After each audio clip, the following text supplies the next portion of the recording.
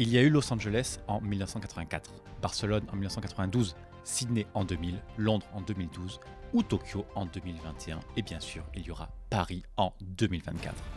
À chaque Olympiade ou presque, le basket français et francophone a connu son lot d'histoires exceptionnelles, qu'il s'agisse de succès inattendus, de déceptions profondes ou simplement de destins qui s'accomplissent. Avec Basket Rétro, nous racontons depuis plus de 10 ans les plus belles heures de l'histoire du basketball en compagnie de notre équipe de passionnés. À l'occasion de ces Jeux Olympiques, nous vous proposons une série d'interviews avec des figures majeures du basket qui ont marqué à leur manière l'histoire des Jeux. Je suis Winston, je serai accompagné de Franck Cambu et nous vous souhaitons la bienvenue à Parole Olympique. Pour ce 4e et dernier épisode de Parole Olympique, nous finissons notre série de podcasts consacrée aux JO en accueillant Polina Tsekova, grande basketteuse bulgare qui vient nous parler des Jeux Olympiques de Séoul 1988 qu'elle a disputés avec son pays, la Bulgarie. Dans ce podcast, Polina nous parle du contexte de l'époque avec une Bulgarie qui faisait partie du bloc de l'Est en nous éclairant sur ce monde qui changeait et les particularités du sport d'État. Ce dernier épisode nous offre donc un regard différent sur les Jeux et soyez sûrs que ce n'est qu'un début pour nous et que Parole Olympique reviendra. Bonne écoute.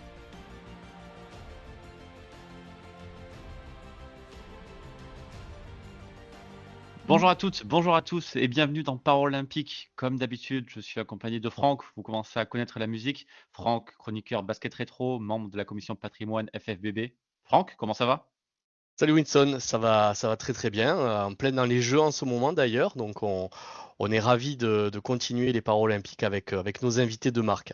Ben ouais, les jeux qui sont bien lancés, rythmés par nos épisodes. On a déjà eu des premiers échos très positifs de les gens qui écoutent, etc. Donc ça nous fait bien plaisir. Donc nous, on continue notre petit bonhomme de chemin.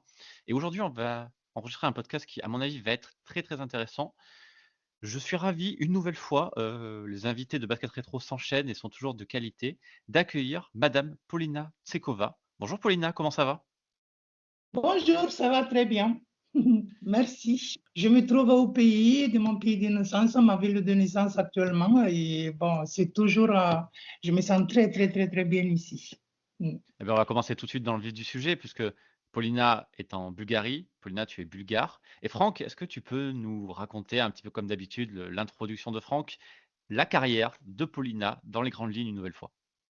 Alors dans les grandes lignes une nouvelle fois, Polina, tu l'as dit, donc une joueuse d'origine bulgare qui a porté le maillot de la Bulgarie à de nombreuses reprises, dont notamment aux Jeux Olympiques 88.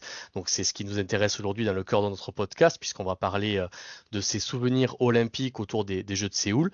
Mais en dehors de cela, donc elle a joué à Sofia dans un premier temps, hein, en Bulgarie, et ensuite elle a commencé à écumer le circuit européen, notamment à Priolo en Italie, avec d'excellents résultats dans le championnat italien, mais aussi en Coupe d'Europe. Et c'est surtout du côté de Tarbes qu'elle aura fait la plus grande majorité de sa carrière, avec là aussi des titres en pagaille, et notamment une coupe Ronchetti en 1996, donc première fois qu'un club français gagnait une coupe d'Europe, si je ne m'abuse. Donc c'était avec le club de Tarbes en 1996. Paulina ensuite a joué du côté de Mourenx, donc toujours dans le sud-ouest, avant de faire un retour à Tarbes vers la fin des années 2000. Et on va aussi, pour ponctuer sa carrière, souligner qu'elle a été championne WNBA avec les Houston Comets en 1999. Voilà, donc un titre aussi majeur dans sa carrière. Au-delà des titres qu'elle a pu remporter sur le terrain, on va souligner qu'elle fait partie du 5 majeur de la LFB. Donc la LFB, pour ses 20 ans, a nommé deux 5 majeures françaises de l'histoire donc de la LFB, 5 majeures françaises et 5 majeures étrangères. Et Paulina a eu l'honneur d'être nommée parmi le meilleur 5 étrangers de l'histoire de la LFB.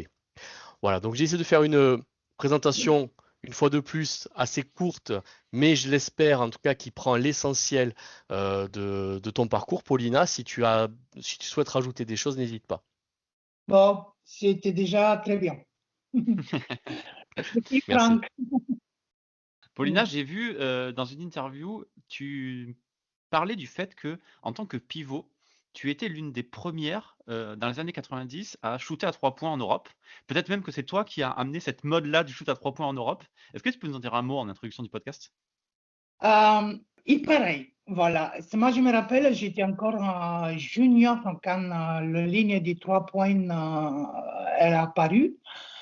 Et c'est comme j'aimais shooter de loin, mais mon entraîneur, mon premier entraîneur, que moi, avant d'aller à Sofia Frank, j'étais 10 ans à Pleven. Voilà, c'est là que ma première entraîneur il m'a trouvé. C'est là qu'elle a fait cette équipe. Pendant 10 ans, on était ensemble depuis tout petit âge jusqu'à l'âge senior. Voilà, j'aimais beaucoup shooter de loin et bien sûr que mon entraîneuse, chaque fois, elle me grondait parce que pour un pivot, euh, shooter de loin, c'est pas normal, quoi. Mais quand la ligne elle est apparue, bien sûr que l'envie de shooter de loin encore, c'était encore plus grande. Et j'ai commencé de shooter notamment face à panier. Face à panier, les 3 points. Bon, bien sûr, là, ils ont laissé faire parce que plus ou moins, j'étais un peu à droite. Mais face à panier, je me suis fait une raison. J'ai constaté que psychologiquement, que quand j'ai dit je vais shooter face au panier à 3 points, là, tu te dis, est-ce que tu vas marquer? Mais là, je me suis fait une raison. C'est quoi le shoot à 3 points face au panier? C'est juste un lancer franc, mais il est un peu plus loin. Voilà. C'est passé beaucoup mieux. Et j'ai pris cette habitude-là. Et en fait, j'ai remarqué que quand je partais en contre-attaque, je me faisais oublier un peu. Et moi, j'arrivais en dernière face au panier. Déjà, toute la défense se trouvait autour des 3 points. Et c'était une de mes plus grosses larmes jusqu'à la fin de ma carrière. Et même si tout le monde le savait, bon, j'ai trouvé toujours une possibilité de trouver un shoot à 3 points. Notamment la dernière année quand on a joué avec Isabelle, François elle avait fait une système exprès que moi j'ai sorti à 45 points et ça marchait à merveille. On avait un entraîneur à Tarbes à l'époque, Igor Grudin, qui lui il était entraîneur à l'équipe russe aussi à un moment donné. Et c'est lui qui m'a fait cette remarque. Il m'a dit, toi, tu es le premier pivot qu'il a commencé à shooter à 3 points. Bon, je ne voulais pas croire, mais effectivement, à l'époque, c'était vraiment, même presque mal vu qu'un pivot il shoote d'ici loin. Et aujourd'hui, quand je vois des pivots qui shootent à 3 points, je souris un peu. Effectivement, ça a permis d'étendre le registre du jeu des intérieurs. Donc tout à l'heure, tu parlais de François Isabelle, c'était François Gomez, Isabelle Yacoubou, pardon, avec le TGB. Oui, c'était l'année quand on a joué la finale pour le championnat et l'année d'après, moi j'ai arrêté et le TGB il a gagné le titre. Donc ça, c'était en 2009 et le titre a été gagné en 2010. Oui, voilà. Si je le savais qu'il fallait que j'arrête pour gagner le titre, j'aurais fait un peu avant, quoi. Alors, on va commencer à rentrer dans le cœur du sujet avec les Jeux de Séoul, mais juste avant, pour recontextualiser pour les auditeurs, on va parler un petit peu de la Bulgarie des années 80 pour qu'on comprenne un petit peu aussi quelle était cette nation dans le paysage du basket. Donc en 1980, lors des Jeux de Moscou, la Bulgarie est médaille d'argent. Donc à cette époque-là, bien sûr, tu n'étais pas encore dans l'équipe, tu étais trop jeune. Par contre, toi, tu intègres l'équipe en 1985 à l'Eurobasket, où vous finissez médaille d'argent à l'Eurobasket. À ce sujet d'ailleurs, si je ne dis pas de bêtises, tu fais 3 compétitions internationales en cadette, junior et senior la même année, c'est bien ça? C'était un été, un année, hein, parce que même à l'époque de mon processus scolaire, c'était beaucoup plus cadré, c'était beaucoup plus organisé. J'étais dans une école sportive qui existe aujourd'hui encore dans les pays, qui c'est un peu le principe de l'INSEP aujourd'hui. En fait, j'avais un programme individuel pour continuer à faire mon parcours scolaire. À cette année-là, j'ai joué dans l'équipe nationale cadette, junior et senior. C'était très, très fatigant. Bon, à l'époque, on était jeunes, hein, mais ma mère, la pauvre, elle faisait que pleurer parce qu'elle ne pouvait pas me voir. Effectivement, je me suis retrouvée avec des stars des baskets bulgares à l'époque, que je devais jouer contre des stars européennes notamment. J'en ai eu des matchs contre Iliana Semyonova et qui c'est encore un sacré souvenir, un sacré souvenir. Et donc, juste avant les Jeux, vous finissez 9e à l'Eurobasket. Donc Ouais. après avoir eu effectivement des titres, notamment cette médaille d'argent en 1985. Donc comment se situe un peu la Bulgarie dans le paysage du basket européen, voire mondial, dans les années 80, et en tout cas en abordant les Jeux de Séoul, et notamment quelles étaient les joueuses un petit peu majeures dont tu pourrais nous parler pour qu'on resitue un petit peu le basket bulgare sur la carte du basket mondial.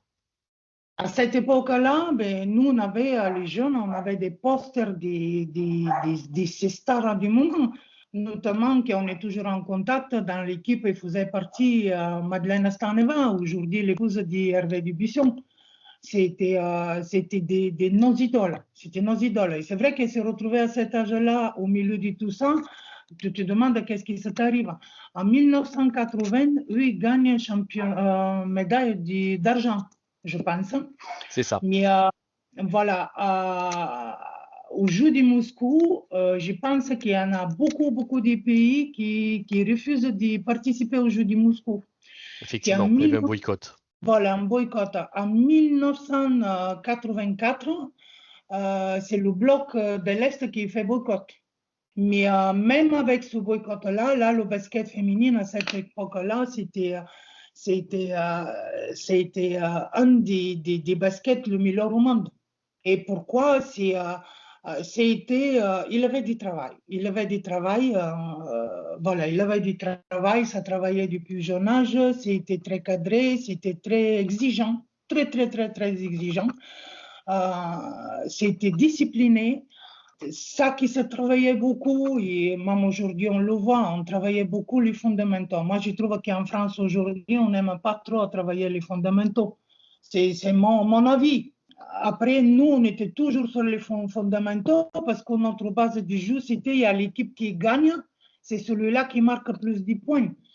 Et en France, c'est en fait l'équipe qui gagne, c'est celui-là qui encaisse moins de points. C'est pour ça qu'à l'époque, une joueuse de l'Est, quand elle venait à jouer un peu en France, en Italie, on était très très mal côté défense parce qu'on ne savait pas trop défendre. Tout s'était basé sur les fondamentaux. Et on avait des préparations. Moi, quand j'ai compris que je vais avoir cet entretien avec vous, je me suis rappelé un peu la préparation pour les Jeux Olympiques de Séoul. C'était des commandos, presque des préparations militaires, qu'aujourd'hui, je ne pense pas que bon, ça va tenir, mais c'est super fatigant. Alors tu disais justement, Paulina, qu'à l'époque, cette Bulgarie faisait partie du bloc de l'Est. Dans plusieurs interviews, tu as parlé du fait que le communisme donnait beaucoup d'argent pour le sport. On peut même parler de sport d'État. Tu te rappelles de cette période-là? Oui, oui, bien sûr, nous, c'était le visage des Bulgaries. Après, ça c'est constamment vrai. Dès qu'on sortait à faire un tournoi dans un pays méchant du Ouest, l'équipe elle était accompagnée avec des policiers, en fait, pour être recadré, pour être suivi. Dès qu'on partait à faire quelque chose dans le bloc de l'Est, on n'avait pas un entourage policier avec nous. Ça, c'était complètement vrai. Mais après, on n'avait jamais manqué d'argent. Quand on partait à faire les préparations, c'était il avait toujours une base. Les bases, toutes les bases pour ces préparations des équipes nationales, ils étaient maintenus. Il avait beaucoup d'argent pour les maintien. C'était toujours propre. Toutes les installations, ils étaient en marche. Aujourd'hui, on a des piscines qui sont abandonnées, qui à l'époque, à Séoul notamment, on a une championne olympique à 200 mètres butterfly, je crois, Tania Bogomilova. La piscine où ils s'entraînaient, il y en a de l'herbe qui sort des couloirs. On a parlé de ça parce qu'il y a 3 jours, on était en mariage ensemble, on s'est rappelé les bons les bons vieux temps. Et c'est ça la différence d'aujourd'hui. Avant, on avait les bases, on avait tout c'était très bien entretenu. Il avait l'argent pour le sport. Voilà. Ici, comme nous à l'époque, on ne pouvait pas voyager comme ça, comme aujourd'hui. Le seul moment pour aller voir quelque chose, c'était d'être un sportif, d'aller visiter un peu le monde. Et voilà, et on était constamment dans les salles. Alors on va parler du TQO maintenant. Donc pour vous qualifier au jeu de Séoul, vous avez dû passer par un TQO qui était un TQO marathon, 10 matchs du 6 au 19 juin en Malaisie. Donc pour les Jeux Olympiques, seule la Corée du Sud, qui est pays hôte, et les États-Unis, qui étaient les tenants du titre, étaient qualifiés d'office. Et donc il y a eu un TQO très relevé avec énormément d'équipes et vous avez dû passer par là. Alors vous aviez dans la première phase la Yougoslavie, la France, le Zaïre, la Grande-Bretagne, la Thaïlande. Et malgré une défaite d'un point contre la Yougoslavie, vous avez largement gagné contre les autres équipes, dont notamment une victoire de 18 points face à l'équipe de France. Donc, dans quel état d'esprit vous êtes à ce moment-là sur ce premier tour? Est-ce que la place pour les Jeux était acquise et vous faisiez déjà partie des meilleures nations mondiales? Ou est-ce que vous aviez encore le doute pour une qualification sur les Jeux de Séoul? Donc, nous, il avait 12 ans, parce que juste avant ce tournoi de qualification, on avait le championnat du monde qu'il était en Malaisie.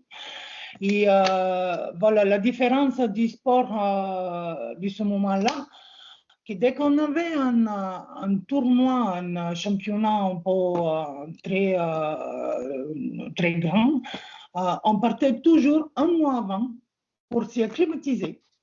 Donc, nous, à Malaisie, on est arrivé avec un mois d'avance pour pouvoir faire une très bonne acclimatisation. Là-bas, bien sûr, on avait tout sur place, les entraînements, absolument tout.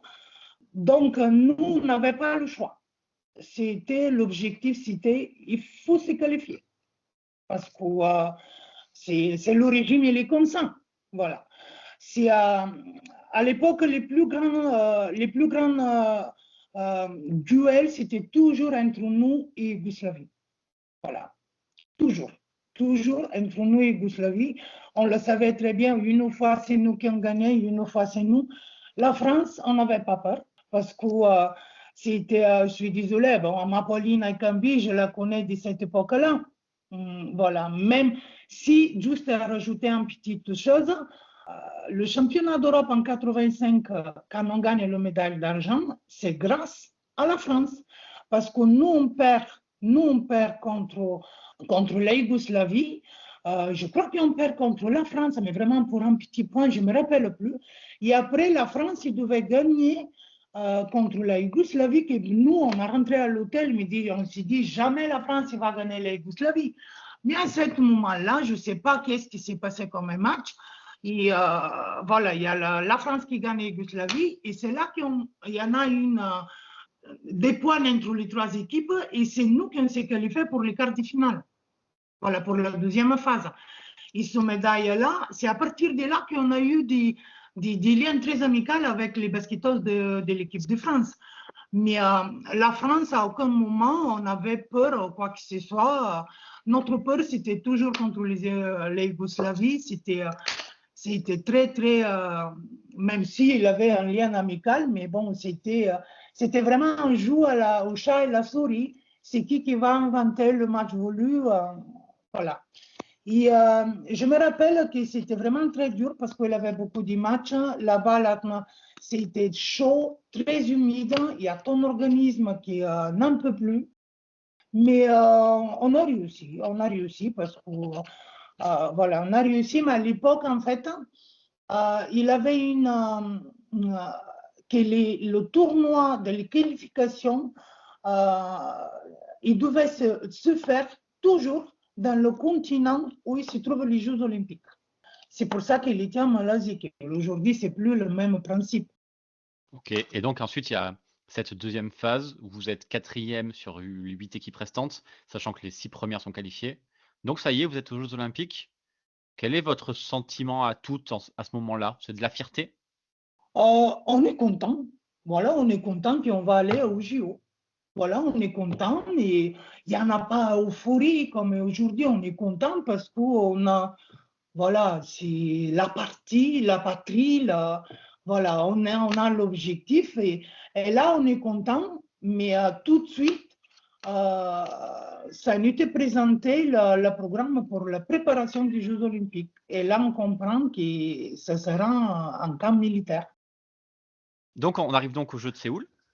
On va pas Oui. parler de terrain tout de suite. D'abord, qu'est-ce que ça fait justement de jouer une grande compétition en Corée? Comment tu as vécu, par exemple, le village olympique, le défilé des athlètes, etc., etc. Quand vous arrivez, vous, équipe de Bulgarie, en Corée, qu'est-ce que ça donne? Eh bien, nous d'abord, sachez que quand on partait dans les pays comme ça, on avait toujours une grande réunion d'un grand spécialiste qui nous prévient au pot du régime, au pot du... On est encore dans les moments communistes à cette époque-là. Comme je vais faire juste un petit détour comme pour la Malaisie, ils nous préviennent de faire attention, de regarder dans nos chaussures pour ne pas avoir un petit scorpion, un petit serpent si ce n'est pas caché. En fait, on a des choses dans les trucs de prévention comme ça, qui en fait, quand on arrive là-bas, on découvre un luxe et on se dit, mais qu'est-ce que c'est ça, quoi?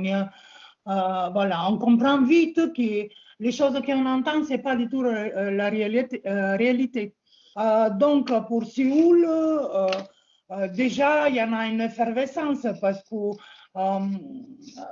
donc, déjà la préparation, on souffre, mais qu'est-ce qu'on souffre? Même l'autre jour, on a discuté, on se rappelle de ça. On faisait des entraînements 1h30 très tôt le matin, après de 9h à midi en salle, tu manges, tu te reposes, et après de 17h jusqu'à 20h encore en salle. Tout ça, 3 jours, un jour de repos. 3 jours, un jour de repos. Le matin, l'entraînement, 1h30, c'est des randonnées dans les endroits, mais tu souffres. J'ai encore mal au cœur quand je me rappelle tout ça.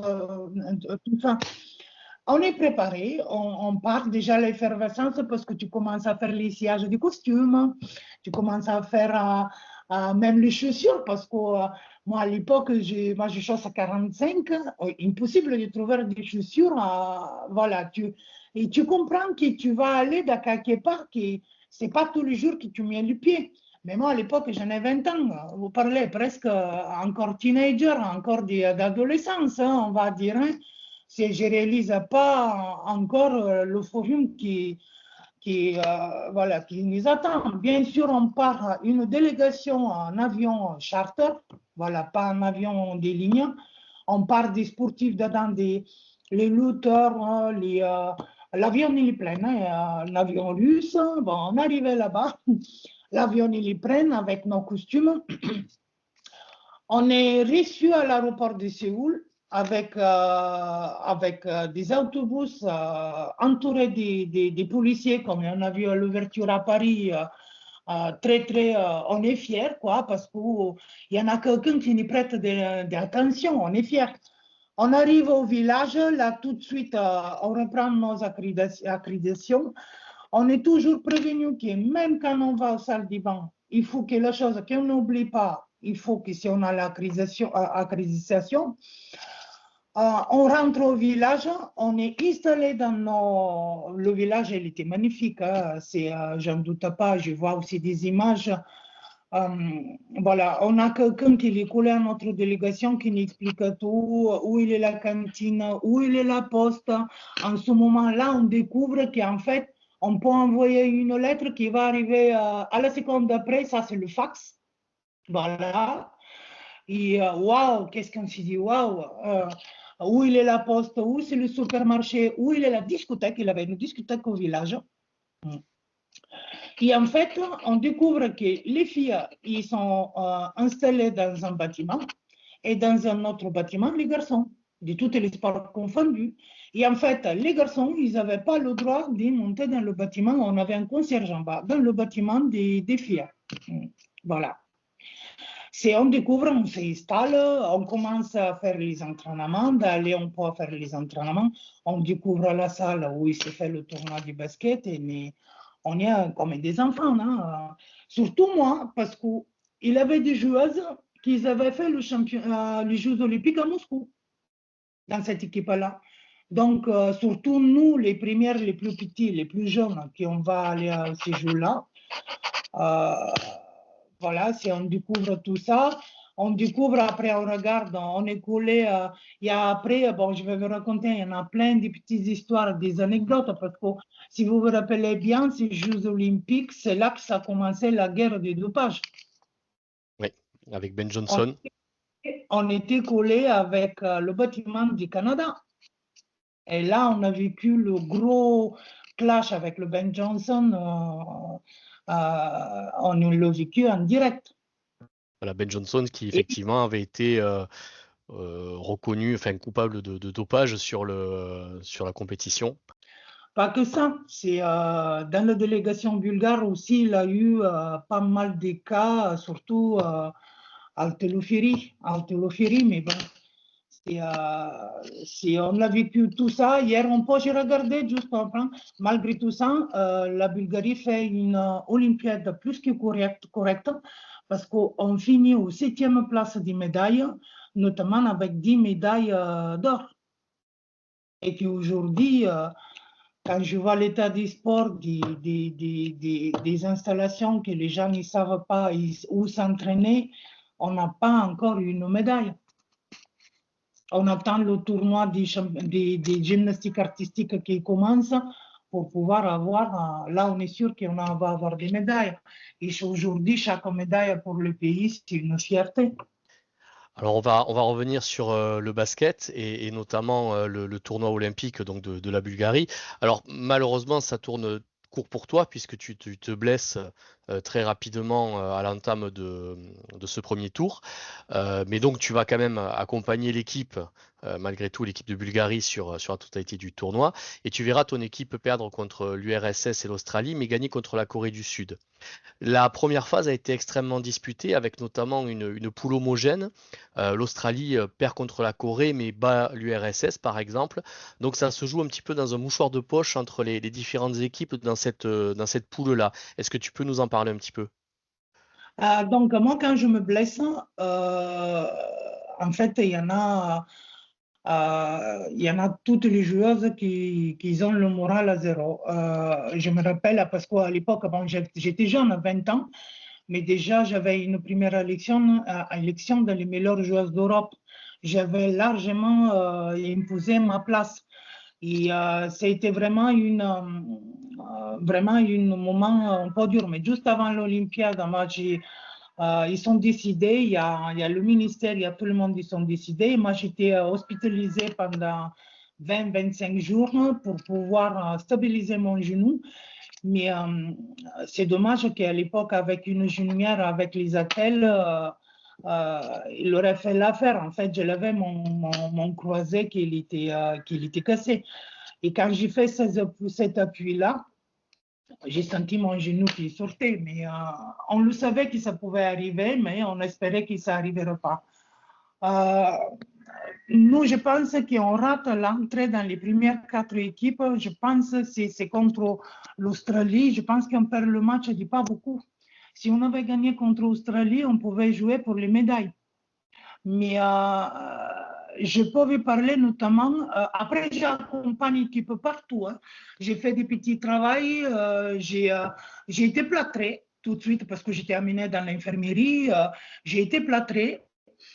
Et en fait, je donne un coup de main aux médecins, à la kiné. Je suis l'équipe absolument partout. Les entraînements, les matchs. Bien sûr, je fais des petites choses quand il y en a besoin d'aller chercher quelque chose, je vais. Quand il fallait réserver des places dans la discothèque, je devais le faire. Voilà, plein de petits trucs comme ça. Parce que pendant l'ouverture, je n'ai pas parlé pour l'ouverture du jour. Pendant l'ouverture, le temps que tu attends que ton pays passe, tu te crées un peu des liens d'amitié. Je vais créer des liens d'amitié avec des lutteurs de hand. Oui, quand ils ont compris que je me suis blessée, ils venaient devant le bâtiment pour me soutenir. Est-ce que tu as mal? Il y en a plein des histoires humaines d'amitié et qui est là, tu comprends que c'est vraiment la cerise sur le gâteau pour un sportif. Après, pendant l'ouverture, je me suis dit, ah, c'est bon, il y en a une torche qui va s'allumer, tu vois. Mais au moment que le feu s'allume, tu tournes la tête et que tu as tout le monde qui pleure. Tu es submergé par une émotion que même encore aujourd'hui, tu n'arrives pas à l'expliquer. Et on avait discuté avec Isabelle pour les Jeux de Londres. Il m'a dit c'est exactement ça. Voilà. Après, pour revenir au tournoi, je me rappelle très bien le speech avant le match de notre entraîneur à l'époque, et que lui, il a dit, ben, on va essayer de battre la Corée du Sud avec leurs armes. Le jeu de Corée du Sud, c'était le shoot à 3 points. Si on peut, ça ressemble un peu au jeu des Japonais. J'ai regardé l'autre jour la France contre le Japon, leur shoot à l'extérieur, ils sont à droit, c'est pas possible. Et on le regarde et me dit, mais coach, on fait quoi? Il y a tout le monde qui sort à 3 points, on va shooter tous. Même les grandes, oui, même les grandes. La seule qui devait tourner en bas pour prendre des rebonds, parce qu'elle était très forte, c'était Madeleine. Et là, on se met, parce que nous, les pivots, il y a tout le monde qui pouvait shooter à 3. Voilà. On a gagné ce match-là, mais je crois qu'on avait marqué plus de shoots à 3 points que les Coréens. On a vraiment, mais pas donné un moment désespéré que ce match-là, qui va être gagné par la Corée. Et ce match-là, je me le rappelle, jusqu'à rappelle comment c'était, tu te rappelles le speech. Mais le speech, quand on dit tout le monde sort à 3 points, pour shooter à 3 points, et là on se dit, mais il n'est pas bien. Mais en fait, c'est le petit que tu le crois, en fait. Et ça arrivait, je crois qu'on marque 10 ou 15 shoots à 3 points, qui à l'époque, c'était pas mal.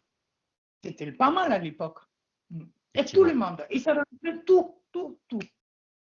Paulina, est-ce que tu as eu le temps de regarder les autres équipes? Je pense forcément aux USA, qui à l'époque étaient menées par Cynthia Cooper, une joueuse que tu connaîtras plus tard en Italie et à Houston. Est-ce que tu as pu regarder cette équipe et quelle impression elle t'a laissé? Mais pour nous, c'était des extraterrestres. Voilà. C'était des extraterrestres. On savait que là, le tournoi, c'était les Américains et les autres. Je pense qu'à cette équipe-là, je ne sais pas si je ne me trompe pas, il avait aussi Teresa Edwards. Oui, aussi. Voilà. Est-ce que j'ai pas regardé, Anne Donovan. En Donovan, la grande blonde de 2 mètres. On a joué contre cette équipe-là en 86, je crois. C'était, à l'époque, il y avait des Good Games. Ça, c'était des Jeux olympiques non déclarés. Et nous, on a joué contre cette équipe-là. J'ai joué contre en Donovan. Il y avait Cheryl Miller. C'était la sœur de Reggie Miller. Voilà. Il avait Cheryl Miller. Donc, pour nous, c'était des extraterrestres. On les regarde avec la bouche ouverte. On s'est dit, waouh, c'est un autre monde. On se demande comment c'est. Mais bon, plus tard, avec les années plus tard, on comprend très bien la culture américaine, comme le basket là-bas. Voilà. Le basket là-bas. Et nous, bon, c'est beaucoup plus facile. Vous voyez, l'autre jour, on a parlé avec les amis, j'ai dit la France, c'est 66 millions. J'ai regardé sur Internet, j'ai dit, il y en a presque 750 000 licenciés. C'est quand ça travaille, tu peux faire une équipe de 12 joueurs. Que nous, la Bulgarie, là aujourd'hui, on est 7 millions. Proportionnellement parlant, c'est pas la même chose. Voilà, je pense que la Bulgarie, c'est plus petit que Paris au niveau des habitants. Mais cette équipe-là, bon, c'est après on a regardé les garçons. Il avait David Robinson à l'équipe à l'époque. Parce qu'à cette époque-là, les joueurs NBA, ils ne pouvaient pas jouer, ils n'avaient pas le droit. Il avait Danny Manning, il avait Dan Marley. Voilà, ici, ils avaient créé les liens amicaux avec les filles de l'équipe. Moi, j'étais petite, trop jeune. Hein. Et en fait, c'est des joueurs qu'on a côtoyés comme ça tous les jours. On revient sur le parcours de la Bulgarie. Donc après, malheureusement, ne pas avoir pu se qualifier pour les phases finales, vous passez sur les matchs de classement avec une victoire contre la Tchécoslovaquie, puis une finale, une finale, un dernier match contre la Chine qui vous permet de finir cinquième. Quel souvenir gardes-tu de cette deuxième partie de tournoi? Euh, les Chinoises, bon, l'équipe de Tchécoslovaquie, je pense qu'il avait dans l'équipe à l'époque, il avait Anna Kutukova, qui c'était une des joueuses très respectées entre nous. Bon, on a des anciennes joueuses, voilà, mais cette génération-là, on se connaît. On se connaît parce qu'avec les championnats d'Europe, avec les tournois qu'on fait, les préparations, on se connaît très, très bien. C'est comme l'année d'avant, il y a le championnat du monde aussi qu'il était. La Chine, on le connaît très bien. On sait très bien qu'il avait un pivot Deng Haixia, qui c'était quelqu'un, on l'appelait le gros bébé parce que même si vous êtes 2,5 m, 120 kg, elle était très mobile et elle était toujours souriante, elle était très attachante. Voilà. C'était très dur à jouer contre elle, mais on le savait que ces matchs-là, ça va gagner en mental, ça va gagner qui va y être plus malin. Là, on n'a pas quelqu'un avec une force physique, on n'a que des joueuses qui sont très athlétiques et qu'on sait très bien qu'on doit jouer en défense, qu'on doit accepter les coups et qu'on doit courir. On doit profiter de ce shoot de loin de nos pivots. Et on finit le tournoi cinquième.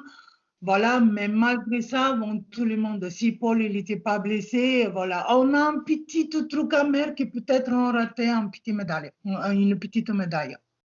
Alors du coup, au final, c'est une fierté ou une déception? Voilà, les deux, on était fiers parce que le cinquième, quand même, c'est pas mal à JO. Oui. Ok. Et donc, pour aller vers la fin de ce podcast, après ces Jeux de Séoul, alors il y a les fameux Jeux de Barcelone en 1992. Cette fois-ci, vous êtes également passé par le TQO, mais vous n'êtes pas qualifié.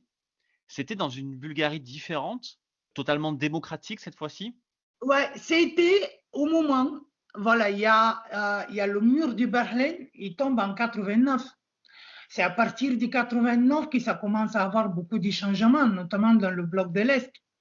Mais en ce moment-là, on a toujours la trace de rigueur et de cette organisation dans le sport. En ce moment-là, on part pour être au jeu de 92. On fait ce tournoi-là que je pense, je ne me rappelle plus où on était. Je crois qu'on était au Portugal, je ne sais pas. On était en Europe parce que les JO, ils étaient à l'Europe. Et on arrive au dernier match, le crucial, contre le Japon. Et là, l'entraîneur, d'un coup, il me décide, il me dit, c'est comme Paulina, elle est grande, hein, et les Japonaises, ils sont tous petites, Paulina, il ne va pas jouer au match. Il ne me fait pas rentrer, mais même pas pour une minute. Voilà.